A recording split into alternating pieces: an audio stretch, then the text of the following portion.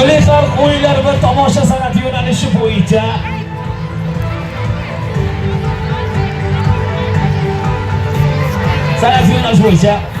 faxrli birinchi o'rinni qo'lga kiritgan jamoa.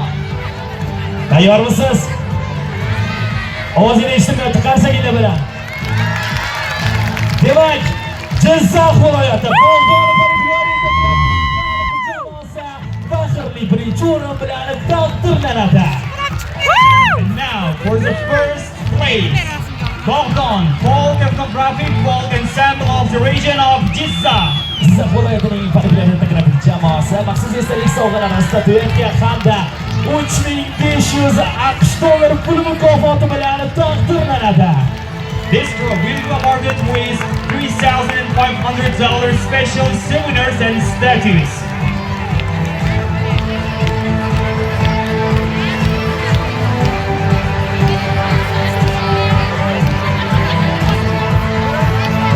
Demak, taqdirlanishi kerak bo'lganlar hali tugamadi, hali bor.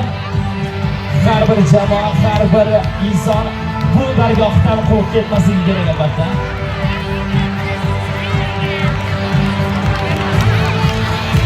Jizzax viloyati folklor jamoasi birinchi o'rin muborak bo'lsin. Endi oldinroqqa chiqib munosib nishonlamasak bo'lmasa kerak.